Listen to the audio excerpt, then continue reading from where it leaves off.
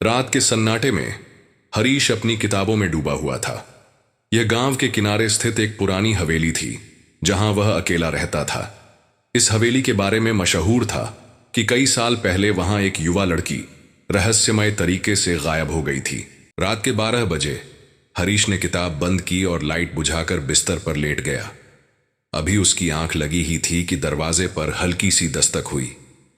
पहले उसने सोचा शायद यह सपना है, लेकिन दस्तक बार बार हो रही थी। हरीश ने हिम्मत जुटाई और दरवाजा खोला। बाहर कोई नहीं था, सिर्फ तेज हवा का झोंका उसके चेहरे से टकरा रहा था। हरीश वापस मुड़ा और दरवाजा बंद करने ही वाला था कि उसे महसूस हुआ कि कोई उसके पीछे खड़ा है। जब उसने पलट कर देखा तो एक धुंधली सी महिला का चेहरा नजर आया। उसके लंबे बाल थे और आंखें गहरे काले गड्ढों जैसी लग रही थीं। वह महिला धीमी आवाज में बोली, तुमने मेरा सामान छुआ है। हरीश डर गया और घबराकर पीछे हट गया। उसे याद आया कि कुछ दिन पहले उसने हवेली की एक पुरानी अलमारी से एक लॉकेट निकाला था जो उसकी मेज पर रखा था।